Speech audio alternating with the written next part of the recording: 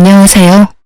대학만 나와도 어디 가서 기죽지 않고 살 줄 알았는데 그것도 사람 나름이라는 것을 결혼 생활을 하며 뼈저리게 느낀 30대 후반의 여자입니다. 저는 어느 드라마에 나오는 여주인공처럼 딱 조실부무하고 사고무탁한 삶을 보내왔네요. 부모 없이 어디 의지할 곳도 없이 어려서부터 이곳저곳 전전하며 그렇게 자랐어요. 핀잔을 받으며 눈칫밥을 먹다 보니 저절로 독해졌고 나 하나쯤 스스로 건사하며 살아야겠다는 욕심도 생기더라고요. 그래서 저는 환경을 탓하지 않고 정말 악착같이 노력했고 누구나 알 법한 4년제 대학까지 나왔어요. 졸업 후에는 전공에 맞게 쭉 유치원과 어린이집 교사로서 경력을 쌓아왔고요. 제 시댁은 그야말로 배운 집안이라 자부심이 대단했어요. 시부모 전부 서울 유명 대학원 출신이었거든요. 저도 나름 열심히 살아왔다고 자부하지만 그저 그런 4년제 대학 졸업생은 시댁 식구들 눈에는 성에 차지도 않았죠. 그래서 결혼 반대가 무척이나 심했어요.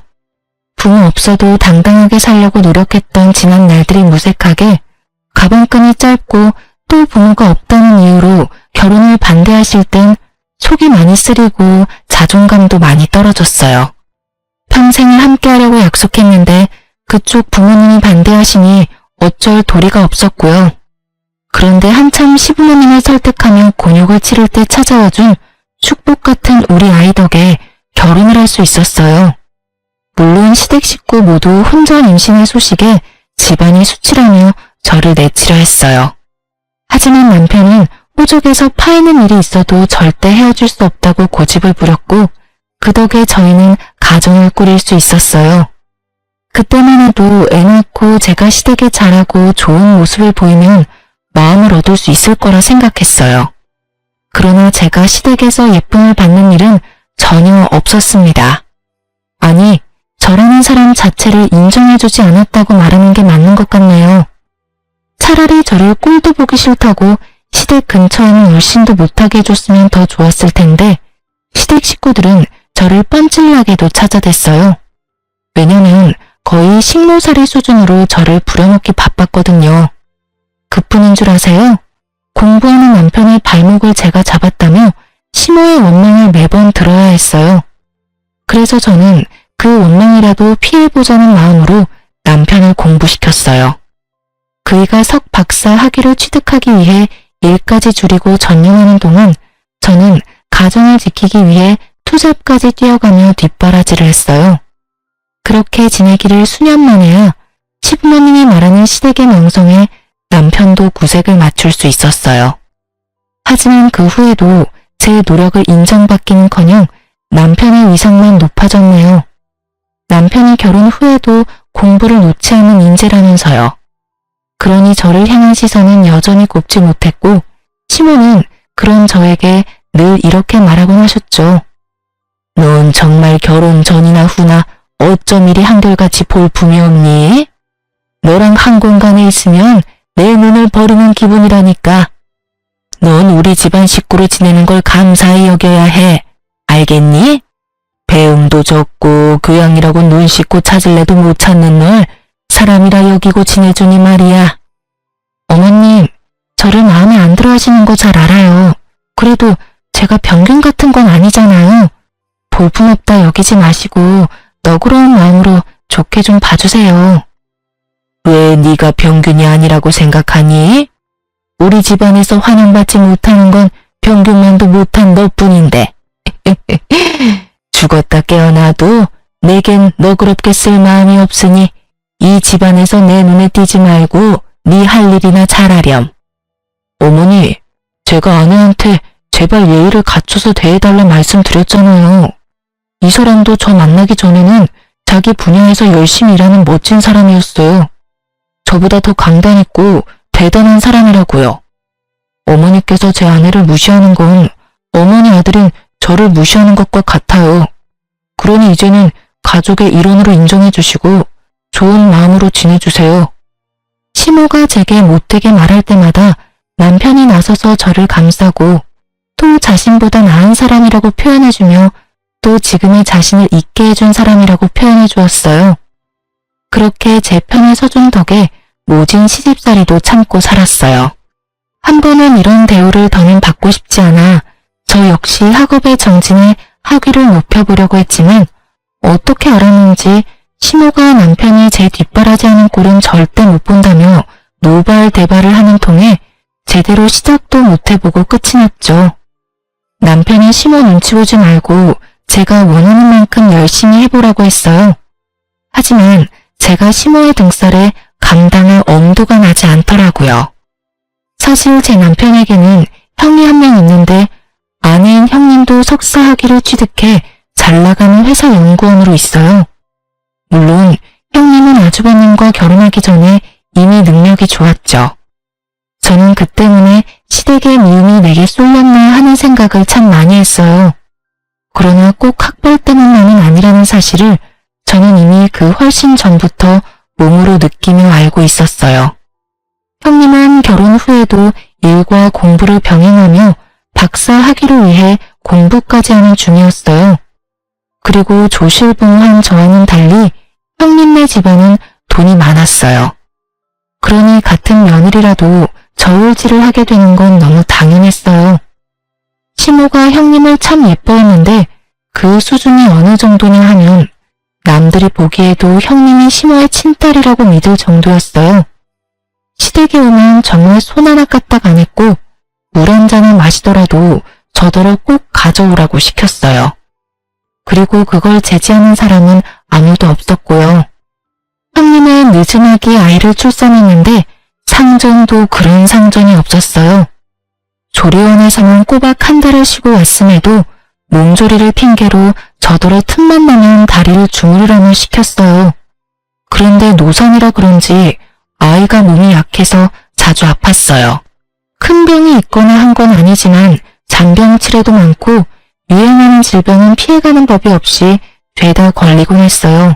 그래서 맞벌이 부부로 지내던 형님은 믿고 맡길 사람이 필요하다며 제가 근무하고 있는 어린이집에 애를 입학시켰어요. 그러면서도 제가 가족이라는 사실이 창피하다며 그렇게도 꽁꽁 숨겨댔어요. 그리고 뒤로는 제게 아이를 잘 케어하라고 당부까지 하더라니까요. 어느 정도 가고는 했지만 형님의 육아 방해는 점차 심해졌어요. 자기가 바쁘다는 핑계로 아이를 우리 집에서 재우는 날까지 생기기 시작했거든요. 초반에는 이해하려고 노력했어요. 형님이 바쁘게 일하는 것은 인정할 수밖에 없는 사실이잖아요. 하지만 한 달에 한두 번 정도였던 게 2주에 서너 번씩 늘면서 제 일상에까지 피해를 끼치게 됐어요. 저는 큰맘 먹고 형님에게 딱 잘라 말했어요. 형님, 일 때문에 바쁘신 건 이해하는데요. 이렇게 자주 제게 맡기시면 저도 제 일정에 차질이 생기기도 하거든요. 피치 못할 사정이 아니라면 저희 집에서 재우는 건 좀 자제해 주셨으면 해요. 동서도 참, 가족 좋다는 게 뭐니? 힘들 때 도우면서 지내는 거 아니야? 동서 말대로 내가 좀 바빠야지 말이야. 어젠 정말 어쩔 수가 없었다니까. 그쵸, 가족이니 도우면서 지내는 건 당연해요. 하지만 제 일상까지 꼬이니까 힘든 날들이 생기네요. 동서 덕 좀 보나 했더니 큰 의미도 없네. 알겠어. 내가 조금 더 신경 쓸게. 형님이 순순히 알겠다고 해 한시름 놓았는데 다음날 시모가 제게 퇴근하면 시댁으로 오라며 전화를 해온 거예요. 그런데 기가 막힌 광경이 펼쳐져 있더라고요. 분명 저와 대화할 땐 좋게 넘어갔던 일을 제게 서운함까지 느꼈다며 문제 삼으며 온 식구들 앞에서 눈물을 뚝뚝 흘려대는 겁니다. 퇴근이 많이 늦어지는 바람에 동선에서 아이가 이미 잠든 후라 몇 번 그대로 재운 적이 있었어요. 그런데 동서가 어제 제게 자기 일상까지 침해하는 짓이라며 면박을 주는데 형님, 그게 다 무슨 말씀이세요? 제가 언제 면박을 줬다고 그러시는 거예요? 동서, 내가 미안해. 내가 나 바쁜 것만 생각하고 동서 힘들 걸 헤아리지 못했어. 나는 윗사람 자격도 없어. 위에 맡기는 거 불쾌하다고 했으니 더는 맡기지 않을게. 그럼 동서 기분이 좀 괜찮겠어? 아가, 네가 뭐가 미안하니? 열심히 살아보려는 게 뭐가 잘못이라고. 예, 너는 어떻게 된 애가 이해심이라고 눈꽃만큼도 없니? 첫째가 바쁜 거 우리 식구 중에 모르는 사람 있니? 조카 좀 봐주고 너희 잘 때 같이 잠 좀 자는 게 무슨 큰일이라고. 불쾌하다는 말까지 하면서 첫째한테 상처를 줘. 어머님, 왜세요? 형님 불쾌하다고 했다니요. 도대체 갑자기 왜 이러시는 거예요? 저도 맞벌이다 보니 일정에 꼬여서 난감한 일이 생기기 시작했다고. 그러니 피치 못할 사정인 날은 괜찮지만 그렇지 않을 땐 좀 자제해달라고 정중히 부탁드렸을 뿐이잖아요. 그게 애 맡기지 말라는 말과 뭐가 다르니? 그리고 네가 같은 뜻이라도 지금처럼 좋게 이야기했다면 첫째가 이렇게까지 서운함에 눈물을 흘리겠어? 넌 생각이라는 게 있긴 한 거니? 어떻게 한치 앞을 못 보고 사람 마음 하나 헤아리질 못해? 첫째가 바빠서 내게 좀 부탁한다고 네가 함부로 대해도 되는 줄 알아? 귀한 집 자식 가슴에 대목 박는 짓을 천하디천한 니까 짓게 한다는 게 가당키나 하냔 말이야. 어머님, 동서를 너무 나무라지 마세요. 저와 제 아이 때문에 얼마나 불편했으면 제게 그렇게까지 말했겠어요. 저는 동서 마음 충분히 이해해요. 단지 속이 조금 상해서 눈물을 감출 수가 없을 뿐이에요. 어쩜 우리 첫째는 일이 사려 깊고 마음씨가 고와. 가진 것 없어 못한 것까지 보듬어주려는 마음이 너무 감동이야. 그렇게까지 저 못난 걸 감쌀 필요 없다. 어머님도 형수님도 그만하세요. 집사람이 오죽 힘들면 그런 말을 했을지를 먼저 진심으로 헤아려 보시라고요. 사실 제 조카지만 아내가 전반적으로 챙기게 두는 것도 제 입장에서 미안한 일이에요. 거기다 형과 형수님이 너무 자주 만난 것도 맞고요. 요 근래에는 다 늦은 밤에 전화해서 애 잠들었냐 확인하는 거 저도 좀 불편합니다. 듣다 못한 남편이 제 편을 들며 자신도 불편하다 이야기해준 덕에 형님의 눈물 연기가 어색하게 끝이 났어요. 형님은 남편의 개입에 뻘쭘했는지 앞으로는 주의하겠다며 바로 표정이 바뀌며 말했죠. 시모도 그제야 자기 아들까지 불편하게 만드는 상황은 없어야 한다며 당부했어요. 이런 모습을 보고 있자니 기분이 상했지만 애써 내색하지 않았어요. 다행히 이날 이후 한동안은 소동 없이 잠잠했네요. 그러던 어느 날 형님네 아이가 어린이집에서 까무러치고 난리도 아니었어요. 애가 혼절하거나 한 것은 아니었지만 열이 펄펄 끓어 눈도 제대로 뜨지 못했죠. 급한 마음에 형님과 아주버님께 이 상황을 알리며 당장 하원하러 와달라 요청했어요. 하지만 이를 뺄 수 없어 당장은 힘들다고 하는 겁니다. 하는 수 없이 시모에게 연락해 아이 상태를 이야기하고 바로 병원에 내원할 수 있도록 와달라고 부탁드렸어요. 그러나 그 누구도 아이를 챙길 생각을 하지 않는 거예요. 저는 하는 수 없이 어린이집 원장님께 양해를 구하고 제가 아이와 함께 병원에 다녀왔어요. 아이 컨디션이 너무 안 좋아 다시 어린이집으로 향할 수는 없는 노릇이었어요. 결국 저는 오래전 저를 자식처럼 품어주시고 돌봐주셨던 이모님께 도움을 청했습니다. 제게 유일한 가족 같은 분이라 그러면 안 되는 줄 알면서도 또다시 신세를 지게 되었죠.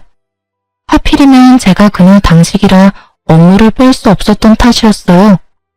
저는 형님과 아주버님께 아이의 상태를 먼저 알린 뒤 부득이하게 이모님께 아이를 맡겨놨으니 최대한 시간을 내어 아이를 데리고 가달라 부탁까지 드렸어요. 그런데 그날 두 사람은 다 저녁이 되어서야 아이를 데리러 온 것도 모자라 이모님께 너무 큰 무례까지 범하고 말았습니다. 아줌마, 시간이 되면 애 잘 준비까진 시켜놔야 될 거 아니에요. 동서가 못 챙긴 것도 짜증나는데 이게 뭐야? 저기 초면에 당신의 아픈 아이까지 챙겨줬으면 부모로서 감사하다는 말이 먼저 아닌가요? 그리고 이 낯선 곳에서 아픈 몸으로 엄마 아빠를 기다렸을 아이는 눈에 보이지도 않아요. 됐으니 얼른 애 데리고 돌아가세요. 감사는 개뿔. 애가 아파서 잠만 잤을 것 뻔하구만. 암튼 동서나 동서 주변 사람이나 다 별로라니까. 그리고 자기가 뭔데 나를 가르치든 말해? 기분 나빠. 동서는 뭐 이런 사람은 대를 맡겨서 화를 돋구는지 원. 이보세요. 아이가 해열제를 먹어도 열이 안 잡히니까 얼른 돌아가서 아이 케어에 집중하시라고요. 지금 당신의 기분이 아픈 아이보다도 더 중요한가요? 도움을 받고도 감사할 줄 모르는 당신이 떠드는 소리 듣고 싶지 않으니 그만 돌아가요. 이봐요 아줌마. 도움을 주려면 제대로 줘야지. 이건 도와준 게 아니라 내 일을 그대로 남겨둔 거잖아. 그러고도 감사 인사를 받고 싶어 하는 건 양심이 없는 거지. 당신 밑에서 자란 동서가 왜 그리 덜 떨어진 건지 증명하는 거야 뭐야. 나도 여기 더 있으래도 안 있을 거거든요. 진짜 채울 수 없어. 형님은 끝끝내 이모님에게 감사하다, 죄송하다는 말 한마디 없이 돌아갔어요. 그리고 나중에 걱정되는 마음에 이모님께 연락드렸더니 이모님은 다시는 그런 모르는 사람의 아이를 자신에게 맡기지 말라며 화를 내셨죠. 저는 이모님이 화내는 이유를 듣고 참을 수 없어 형님에게 곧장 연락했어요. 그러곤 처음으로 형님에게 어떻게 사람이 그렇게 안하무인일 수 있냐며 언성을 높였어요. 그런데 형님은 자신의 잘못을 뉘우치기는커녕 다음 날이 되자마자 또다시 시댁에 가서는 제가 자신에게 언성을 높였다며 고자질을 했죠. 시민인 형님의 말만 듣고는 우리 집까지 쫓아와 제게 갖은 욕을 퍼부었어요. 하지만 저는 제 소중한 사람까지 저와 같은 일을 겪게 했다는 것에 크게 분노한 상태였던지라 시모에게까지 큰 소리를 치고 말았죠. 시모는 그런 저의 뺨을 내리치며 막말을 퍼부었어요. 너 지금 나한테 소리친 거야? 감히 네가? 이 맞아 죽어도 시원찮을 거사. 네가 이제 하다하다 나까지 기어오르려고 들어? 내가 그런 꼴을 보고도 가만히 있을 줄 알아? 너 오늘 내 손으로 교육 좀 받자, 응? 제발 무식하게 구는 것 좀 그만하세요. 그렇게 학벌 따지시는 분이 왜 저만 상대하면 그렇게 무식해지는 건데요? 돈 많은 집안 자식이 형님이라 그 사람의 잘못까지 무마되는 건가요? 이러실 거면 어제 어머님께서라도 손주 데리러 오시지 그러셨어요. 그래, 이제 네가 고래고래 소리치면서 네 본성을 보이겠다 이거지? 너 머리는 장식이냐? 네 조카가 아프면 네가 월차를 내서라도 챙겼어야지. 네가 제정신이 아니라 남한테 애를 맡겨놓고 도대체 누구 탓을 하는 거야? 사리분별록도 없는 네가 대학을 졸업해? 가당치도 않지. 어디 가서 학력 위조한 건 아닌지 조사라도 해야 할 판이네 아주. 제가 왜 제 아이가 아픈 것도 아닌데 월차까지 내며 조카를 돌봐야 해요? 형님과 아주버님도 자기 일이 바쁘다는 핑계로 신경도 안 쓰는데 제가 왜 일에 피해까지 받으면서 그런 미련한 짓을 해야 하는 거냐고요. 사리 분별도 못하는 사람은 제가 아니라 형님과 아주버님이고 어머님이죠. 그날 난생 처음으로 억울함에 세상 떠나가라 울어봤네요. 그런데 시모가 우리 집을 나선 지 2시간 만에 제가 시댁으로 향할 수밖에 없는 일이 터졌습니다. 한참을 북받친 감정을 울음으로 쏟아낸 뒤 핸드폰을 보는데 최근에 바뀐 형님의 프로필 사진이 눈에 띄더라고요. 멋진 여행지에서 찍은 사진이었고 찝찝한 마음에도 알아봤는데 확인하는 순간 주체할 수 없을 정도의 강한 분노가 치밀었어요. 사진 속 그날은 바로 아픈 조카를 이모님이 돌봐주었던 날이자 형님과 아주버님이 둘이서 당일치기로 여행을 다녀온 날이었던 거예요. 저는 그걸 알고 시댁을 뒤엎을 요량으로 찾아가 온몸의 분노를 표출했죠. 형님, 진현이 아파서 제 이모님한테 손 벌린 날 설마 아주버님과 여행 다녀오셨어요? 남한테 아픈 애 맡겨두고 희희낙낙 웃으며 놀다 왔냐고요. 동서, 갑자기 찾아와서 시부모님 앞에서 왜 이래? 여행을 다녀오고 안 다녀오고 그게 뭐가 중요하다고. 내가 여행 다녀온 게 시댁까지 쫓아와서 위아래 없이 굴 일이야? 정말 너무한 것도 정도가 있지. 이건 답이 없네. 오늘 제대로 시시비비를 가려봐요. 아픈 애를 두고 여행 다녀오는 부모라는 것도 웃기지만 부부가 놀려고 아픈 애를 생판 모르는 남한테 맡긴다는 게 부모로서 그게 맞는 처사라고 생각하세요? 애 좀 봐줬다고 지금 나한테 훈수라도 하러 왔니?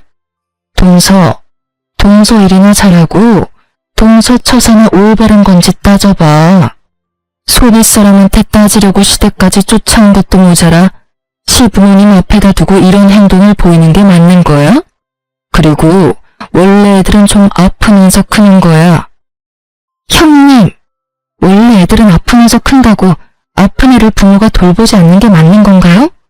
뻔뻔하게 나오면 그게 다 맞는 말인 줄 아시냐고요. 생판 모르는 남한테까지 애를 맡겼단 말이에요. 그런데도 뭐 하나 느끼는 바가 없으세요? 뭐야? 동서가 부족해서 뭘 모르나 본데 우리 같은 인재들이 시간 빼는 게 어디 쉬운 줄 알아? 막말로 내가 동서 있는 어린이집 보내는 이유가 다 뭔데? 그런 일 있을 때 애 잘 챙기라고 보내는 거잖아. 내 돈을 월급으로 받는 주제에 어디서 큰 소리야? 이모님인가 뭔가한테 맡겼던 것도 네가 다른 선생한테 당직 날짜 바꿔달라고 부탁했으면 됐을 일인데 네가 크게 만든 거잖아. 그래놓고 왜 이제 와서 나한테 시비야? 저희는 감정이 격해져 결국 서로의 머리채까지 잡고 싸움을 벌였어요. 급하게 시부모님이 저희를 말렸지만 싸우는 사이 제 손톱에 형님 한쪽 뺨이 긁혔어요. 그러자 시모는 형님 얼굴을 보고는 멍청한 것이 굴러들어와 집안 사람을 다 팬다며 저더러 사람도 아니라고 오버스럽게 난리를 쳐댔죠. 저는 제게 노발대발하는 시모의 형님을 뒤로 한 채 거실에 차려진 다과상을 죄다 엎어버렸습니다. 시모와 형님은 제게 머리가 어떻게 된 거 아니냐고 미친 사람 취급하며 고함을 쳤어요. 저것이 진짜 머리가 어떻게 된 거 아니야? 야, 너 진짜 이 집에서 쫓겨나고 싶어? 우리 아들이 네 편 들어주니까 이제 눈에 뵈는 것도 없냔 말이야. 너 같은 식충이를 가족으로 거둬줬으면 감사한 줄 알고 살아야지. 어디 이런 못돼먹은 행동을 해? 까마귀 고기라도 잡섰어요? 당신들이 가족이라는 이유로 날 괄시하고 괴롭혔던 건 뭐 잘한 행동이야? 나도 남편 보며 당신들 만행을 참아주는 건 오늘부로 끝이야. 내가 당연 모든 걸 똑같이 돌려줄 테니까 어디 한번 즐겨보던가. 저런, 아니 어디서 저런 말도 안 되는 것이 집에 굴러 들어왔어? 네가 참지 않으면 어쩔 건데? 어쩔 수 있는데? 헛소리 집어치우고 이 집에서 당장 나가. 나가! 다시는 발도 들이지 마. 알겠어? 가지 말라고 해도 갈 참이었어요. 악마보다 더 악질인 당신네들이랑 한 공간에 있기 역겨워서 숨을 쉴 수가 있어야지. 저는 분명 똑같이 되갚아준다고 했지만 시댁 식구 중에 그 누가 제 말을 새겨 듣겠어요. 그저 지렁이도 밟으면 꿈틀거린다는 거야 뭐야? 하고 대수롭지 않게 여겼겠죠. 하지만 제가 그간 남편만 보고 참아온 세월, 부당한 대우를 받았던 그 많은 날을 모조리 되갚아주겠다고 결심한 순간 복수의 칼날을 갈기 시작했죠. 그런데 하늘도 이런 저를 가엾게 여겼던 걸까요? 우연히 약속을 잡아 만나게 된 이모님께서 또 한 번 저의 귀인이 되어주었어요. 시모와 형님에 관한 이야기를 나누는데 이모님께서 안 좋은 기억 때문인지 형님을 정말 질 나쁜 사람이라고 표현했어요. 그러면서 도대체 어떤 일을 하길래 그 직장에선 그런 못된 사람을 써주느냐고 말하기에 저는 형님이 다니는 회사에 대해 알려주었어요. 그런데 이모님이 꽤 놀란 표정으로 그게 정말이냐며 재차 확인까지 하시더라고요. 그리고 이모님과의 만남 일주일 후 형님이 회사에서 퇴출당하고 말았습니다. 사실 이모님의 남편이 형님이 다니는 회사의 연구소장으로 있었어요. 그래서 저는 형님이 아이가 아팠던 날에 대한 진실을 이모님께 모두 털어놓았고 혹시 가능하다면 연구소장님께 형님이 부당하게 이득을 취한 정황은 없는지 꼭 확인해주라고 청해달라 부탁드렸죠. 이모님도 형님 같은 사람은 좋은 곳에서 대우받으며 일할 가치도 없는 사람이라며 저를 대신해 말을 전해주었어요. 실무 연구소장님은 형님의 평판과 업무 능력 등을 조사에 나섰고 형님이 그간 해왔던 만행이 낱낱이 밝혀지고 말았던 거죠. 조카가 이모님께 맡겨졌던 그날의 일을 포함해 이전부터 줄곧 이런 방식으로 조퇴나 월차를 냈던 정황이 전부 밝혀지면서 업무 태만으로 해고를 당한 거예요. 하지만 형님은 그때까지만 해도 자신이 잘렸다는 사실을 인정할 수 없다며 자기 같은 인재를 버린 것을 후회하게 만들 거라고 다른 연구원 이곳저곳을 알아보며 뛰어다녔어요. 하지만 이미 연구소장님이 자신의 인맥까지 동원해 손을 써놓은 후였고 졸지의 형님은 나이 가득 찬 취업준비생으로 전락하고 말았어요. 형님이 취업준비로 쩔쩔매고 있던 어느 날 아주버님께서 갑작스럽게 저희 부부를 찾아왔어요. 이전에는 단 한 번도 저희를 먼저 찾은 적 없던 분이라 적잖게 놀랐죠. 그런데 사람이 참 간사하죠. 아쉬울 때 꼭 그렇게 살갑게 굴면서 도움을 청하는 게 말이에요. 모든 안 좋은 일은 한 번에 겹쳐오곤 하잖아요. 형님네도 딱 그런 상황에 놓였던 거예요. 아주버님이 5년 전쯤부터 사업을 시작했는데 처음부터 잘 돼서 무섭게 성장했어요. 그런데 딱 이 타이밍에 갑자기 투자하기로 되어 있던 곳에서 변심으로 투자하지 않겠다고 해버린 거죠. 아주버님은 투자받을 걸 굳게 믿고 이미 일을 키운 상태라 당장 그 투자금이 없으면 빚을 내야 한다며 우는 소리까지 하며 도와달라 하더라고요. 동생아, 가족 좋다는 게 뭐냐? 이렇게 서로 힘들 때 돕고 사는 거 아니겠어? 지금 네 형수 처지가 좋지 못한 거 잘 알잖아. 그런데 나도 적자에 빚까지 생기면 애까지 있는데 어쩌냐. 제발 이번만 좀 도와주라. 나중에 나도 너희 부부 도울 일 있으면 나도 꼭 도울게. 재수씨, 우리 진원이 참 예뻐하잖아요. 우리 아이 봐서라도 좀 도와줘요. 아내랑 상의해보고 연락해줄게, 형. 너무 갑작스러운 부탁이고 금액도 적지 않아서 고민해봐야 할 것 같아. 아니, 가족 일인데 고민하고 말고 할 게 뭐 있어. 너희 그만한 돈도 없는 건 아니잖아. 너도 돈 잘 벌지. 재수씨도 우리만큼은 아니어도 입에 풀칠할 정도는 벌잖아. 그런데 뭐가 문제라고 뜸을 들이려고 그래. 그냥 서로 얼굴 보고 이야기한 김에 정하고 빌려주면 되지. 안 그래요, 재수씨? 그럼 아주버님, 얼굴 보고 이야기한 김에 딱 말씀드릴게요. 저는 투자금 빌미로 아주버님께 돈 빌려주기 싫네요.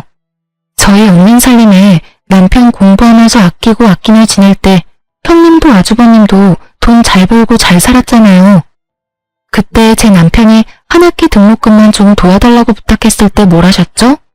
개미처럼 일하는 이 와이프가 자기 몸을 팔아서라도 마련할 텐데 왜? 라고 했던가요? 재수씨, 그땐 나도 철이 없어서 그런 거죠. 이번에 도와주면 나중에 제가 도울 일 있을 때 꼭 돕겠다니까요. 저 지금 자존심 다 내려놓고 이렇게 부탁하는 건데 어쩌라면 섭섭해요. 그럼 그 자존심 챙기세요. 그리고 이참에 한 말씀 더 드리자면요. 재작년에 남편이 들인 투자금도 이참에 회수할까 해요. 그러니까 지금 빌리는 금액의 최소 2배는 구하셔야겠네요. 예? 투자금을 회수한다고 했어요, 지금? 아니, 재수씨가 뭔데 제 동생이 제 회사에 투자한 돈을 회수해요. 쥐뿔도 없이 우리 집에 들어와서 이만큼 사는 것도 다 내 동생 덕인데 재수씨가 읽어둔 게 뭐 있다고 내 동생 돈을 재수씨가 주물러요. 야, 절대 안 돼. 너 지금 재수씨 말 듣고 투자금 회수하면 우리 우애는 완전 끝이니까 그런 줄 알아. 알겠어? 아주버님, 남편이 넣은 그 투자금의 대부분이 제 돈이에요. 남편이 늦지막이 경제활동을 시작했는데 그 당시에 그만한 큰 돈이 어디서 나요. 내 돈 내가 알아서 하겠다는데 왜 간섭하세요? 여보, 방금 아주버님이 하는 말 들었지? 나 당장 투자금 회수해줘요. 사실 남편 뒷바라지하며 우리 가족의 미래를 생각하면서 악착같이 모았던 돈이 있었어요. 아주버님이 그 당시만 해도 저 남편을 너무 무시해서 제가 남편 기라도 살려주려고 그 돈 쥐어주며 아주버님 사업에 당신이 투자하는 것처럼 해서 투자금 넣으라고 시켰어요. 저야 원래도 시댁 식구들이 무시하는 게 일상이라 괜찮았지만 제 남편까지 은근히 배제당하고 무시당하는 건 참을 수가 없었거든요. 하지만 돈을 빌리러 와놓고 은근 협박조를 띠는 아주버님의 태도에 눈꼽만큼도 도움을 주고 싶지 않더라고요. 아주버님은 제 투자금이라고 말하니 놀란 토끼 눈을 하며 남편에게 사실 여부를 확인했어요. 남편이 제 말이 다 맞다고 하자 아주버님은 금세 태세 전환을 해 제게 투자금 회수하는 이유가 뭐냐며 제발 도와달라 절절히도 말했어요. 제주씨, 내가 미안해요. 내가 실언을 했어요. 혹시 이 시기에 투자금을 회수하려는 이유가 뭐예요? 제 아내 때문이라면 제가 대신 사과할게요. 정말 미안해요. 그러니까 투자금 회수 얘기는 없던 걸로 해줘요. 예? 재수씨 부모님도 안 계셔서 우리가 유일한 가족이라면서요. 그러니까 가족끼리 서로 좀 부족해도 이해하고 돕고 살아요.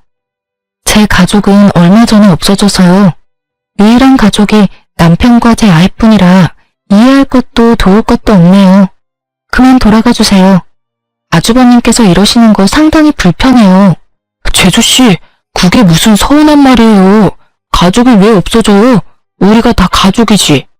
재수씨, 제가 돈 빌려달라고 한 건 고사하고 제발 투자금 회수만이라도 하지 말아줘요.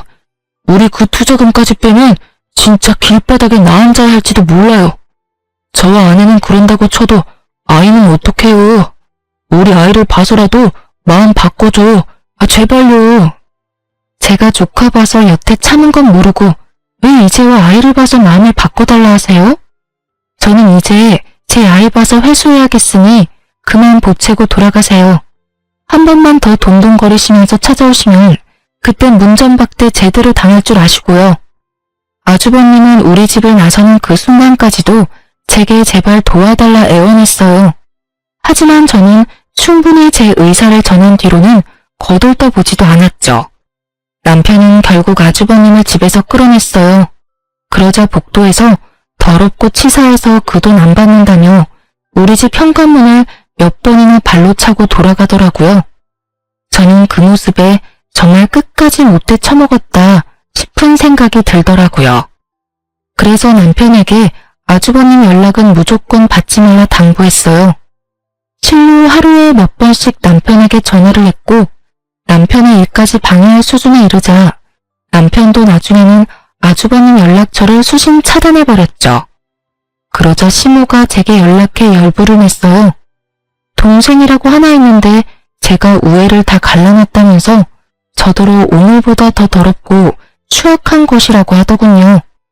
저는 그런 시모의 전화를 끊어버렸어요. 더 듣고 있어봤자 제게 득될 거 하나 없으니까요.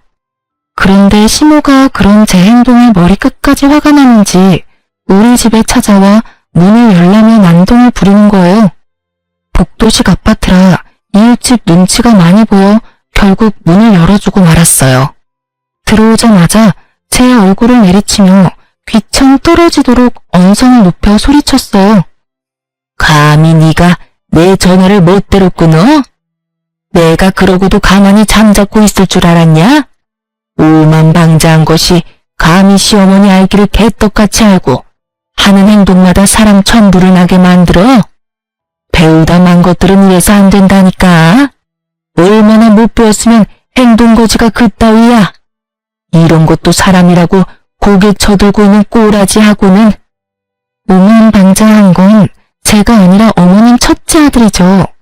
어떻게 자식의 거울은 부모라는 말이 이렇게 꼭 맞는지 몰라요. 어떻게 말하는 것도 행동하는 것도 그리도 천박한지 부탁한답시고 못되게 구는 걸 들어줄 수가 있어야죠.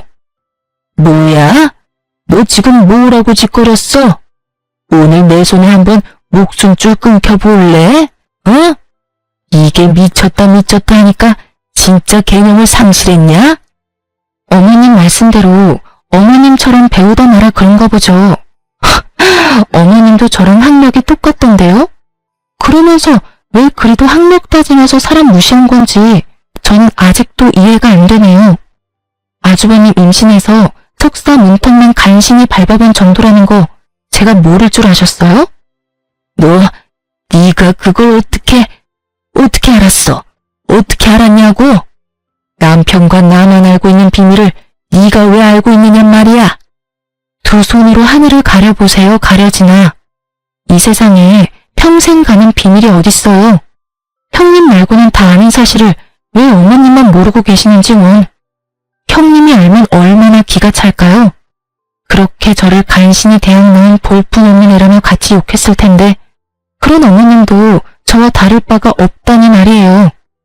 시모는 내가 자신의 학력을 알고 있다는 사실을 알자 울그락불그락 해준 얼굴이 돼서는 갑자기 제 손을 덥석 잡는 거예요. 그러더니 형님에게만은 밝히지 말아달라고 애원하기 시작했어요. 집안에서 자신의 위치가 얼마나 뭉개지겠냐며 제발 그런 일이 없도록 비밀로 간직해달라는데 그 모습이 얼마나 절절한지. 그렇게 시모의 약점을 잡은 덕에 더 이상 절 무시하고 하대하는 사람은 없었어요. 하지만 웃기게도 제가 시모의 비밀을 알고 나니 주부로 지내고 있는 형님의 위치가 예전에 저만큼이나 떨어지더군요. 시모가 제 눈치를 보느라 형님을 예뻐하지 않은 것도 있지만 좋은 학력으로 어느 곳 하나 취직 못하고 있다며 닥달했어요. 형님은 자신을 대하는 태도가 바뀐 시모에게 대들기 시작했고 엄마와 친딸만큼이나 좋았던 관계는 더는 없었어요. 결국 형님네 부부 문제로 번져 매일같이 집안이 시끌시끌했어요. 그러다 나중에야 형님이 자신이 잘리게 된 사실을 알게 되었어요. 더불어 이모님이 연구소장님의 아내라는 사실까지도요. 형님은 그제야 제게 제발 한 번만 이모님 부부를 만나게 해달라며 매달렸어요. 취직을 할 수 없으니 시댁에서 무시당하는 거 아니냐며 한 번만 도와달라 싹싹 빌더라고요. 동서, 내가 긴 세월 모질게 군 거 마음에 담지 마. 다시는 그런 짓 하지 않을게. 하늘이 맹세해. 그러니 제발 동서를 돌봐주셨다던 그 이모님 좀 한 번만 만나게 해줘. 부탁이야. 정말 이번 딱 한 번만 힘 좀 써주라. 형님, 다 형님이 자처한 거잖아요. 그냥 감내하고 사세요. 타지 멀쩡하니 그 일 아니고도 할 수 있는 일은 세상에 많아요. 자기 일 아니라고 그렇게 쉽게 말하지 말고 제발 한 번만 도와줘. 우리 지난이 생각해서라도 엄마가 제대로 자리 잡고 있어야 하잖아. 내가 이모님께 사과드릴 수 있도록 동서가 자리 좀 마련해줘. 응? 같이 애 키우는 입장이니 이것저것 재고 따지지 말고 닥치는 대로 일하며 애 키우고 사세요. 다른 사람들도 다 그러고 애 키우며 살아요. 저는 자기의 위신을 위해 이제야 이모님께 사과한다는 형님을 깡그리 무시는 채 일절 이모님과 연결해주지 않았어요. 아주버님은 투자 얘기가 오간 뒤 저희 때문에 망하면 가만두지 않겠다며 일을 갈더군요. 하지만 그도 얼마나 가겠어요. 세상 이치가 자기들 뜻대로 되진 않잖아요. 아주버님은 또다시 우리를 찾아와 죽는 소리를 대며 저희가 도와주지 않으면 이제 더 방도도 없다면서 자기가 망하는 건 다 우리 탓이라고 고성방가를 해댔어요. 재수씨, 진짜 사람 그렇게 안 봤는데 치사하고 더럽고 꼭 그렇게까지 해야만 했어요? 사람 목줄을 쥐고 흔드셔야 마음이 풀리냐고요. 예? 아우, 사람이 부탁을 했으면 들어주는 신용이라도 해야지. 많이 취하셨네요. 그냥 돌아가세요. 저흰 더 할 말 없네요. 형, 진짜 대체 왜 이래? 그만 돌아가. 밤이 늦었어. 아우, 시끄러워. 네가 제일 나빠. 알겠냐? 넌 형 망하는데 눈도 깜짝 안 하고. 멀쩡한 투자금을 왜 회수하냐 이 말이야. 우리 집안 꼴이 우스워진 건 다 네가 결혼을 잘못했기 때문이야. 다 저 멍청한 재수씨 때문이라고. 아, 짜증나. 재수없어. 남편이 아주버님을 말려도 소용없었고 형님까지 불러 아주버님을 데려가라 했지만 그것도 소용없었어요. 결국 아주버님이 남편 멱살을 잡기 시작했고 서로 몸싸움이 시작되었죠. 경찰이 출동한 후에야 말릴 수 있었어요. 그 과정에서 우리 아이는 겁에 질려 자기 방 들어가서 머리를 감싸준 채 벌벌 떨고 있었어요. 그 모습에 억장이 무너지더라고요. 그래서 처음엔 아주버님네 부부와 합의는 하지 않으려 했어요. 하지만 조카가 눈을 밟혀 합의를 보긴 봤네요. 그러나 이 사건으로 남편은 그간 제가 자기 식구들에게 당했을 서름을 뼈저리게 이해하게 된 계기가 되었어요. 그래서 그날 이후 남편과 저는 시댁 식구와 연 끊고 연락까지 다 차단하며 남편이나 저나 둘 다 서로만 의지하며 살기로 굳게 마음먹었답니다. 나중에 시모가 남편에게 어떻게 부모와 자식 간의 관계를 끊을 수 있냐며 절대 안 된다고 남편을 설득하려 안간힘을 썼어요. 하지만 남편은 끝내 시모의 설득을 거부했고 나중에는 시모가 제 옷깃까지 부여잡으며 제발 이런 악연으로 남지 않도록 제가 나서달라더군요. 예, 어떻게 부모를 멀리하고 지낼 수 있어? 제발 네가 내 아들 좀 어떻게 해주렴. 내가 다시는 내게 못나게 굴지 않겠다 약속도 했잖니. 그런데 갑자기 왜 내 아들이 그런 마음을 먹은 거야? 나는 내 자식 못 보고는 못 산다. 이런 불효가 어디 있니? 어머님께서 저에게 저질렀던 멸시와 악행이 낳은 결과니까 직접 이 문제를 해결해 보세요. 그러면 남편도 마음이 달리 먹을 줄 혹시 아나요? 죄송하지만 저는 원래도 부모가 없던 놈이라 아쉬울 게 하나 없네요. 아니, 제가 앞으로 어머님과 아주버님 매회를 마주하지 않아도 된다고 생각하니 이제야 숨이 쉬어져요. 그러니 이제 그만하세요. 나는 시모의 마지막 애원도 딱 잘라냈어요. 그제야 시모는 눈물바람을 하며 지난날의 자신의 언행에 후회라는 걸 하게 되었네요. 후에도 제가 근무하는 곳에 찾아왔지만 저는 절대 시모를 만나주지 않았어요. 나중에 남편이 시모가 제 직장까지 찾아온 것을 알고는 직장까지 옮기라고 권유했고 마침 좋은 자리가 나 저는 이직을 하게 되었네요. 모든 풍파가 지나간 뒤 이제야 좀 살맛이 난달까요? 형님이 남편과 한번 연락이 닿은 적이 있는데 그때 들은 소식으로는 아주버님도 형님도 먹고 살기 위해 학위와 관계없는 일을 시작했다고 하더라고요. 그리고 시모는 하나 남은 자식마저 자신이 등질까봐 전전긍긍하며 조카의 양육을 도맡아 하고 있다고 해요. 뭐라도 도움이 되면 자신의 곁에 남아있을까 하는 마음으로요. 나중에 그렇게 없는 듯 계시던 시부가 시모의 양육을 보고는 남편에게 조카만이라도 돌봐줄 수 없겠냐고 부탁하셨죠. 시모의 스트레스를 오롯이 조카가 받고 있다며 가여워 죽겠다고요. 하지만 남편은 그것 또한 그들이 만든 상황이니 절대 우리 부부는 개입하지 않겠다고 선을 그었어요. 그 후로 시부도 더는 저희에게 연락해 그런 부탁은 하지 않았죠.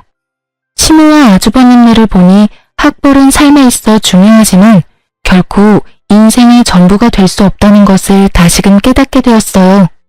지금 저희 부부는 아이와 단란하게 지내며 소소한 행복 속에서 지내고 있답니다. 그리고 저는 새로운 어린이집에서 새롭게 자리 잡아 제 일상이 좀 더 윤택하게 변화했어요. 이전에는 더 나은 곳으로 옮기며 급여나 환경 모두 훨씬 좋아졌거든요. 이전의 일상에서는 상상해보지도 못한 그런 여유로움을 이제는 매일 누리며 지낸다는 것만으로도 행복해요. 비록 남편이 가족과 멀어진 것은 안타깝지만 남편도 지금의 생활이 더욱 만족스럽다고 얘기해주어 한시름 놓았네요. 앞으로는 우리 세 식구의 안위만을 생각하며 저 자신이 존중받고 또 존중하는 삶 속에서 살아가고 싶어요. 다사다난한 30대를 잘 마무리하는 해를 보내고 부디 제 40대는 찬란하게 피어나길 바라며 이만 사연을 마칩니다. 시청자분들께서도 늘 존중의 삶 속에서 평안하시길 기원합니다.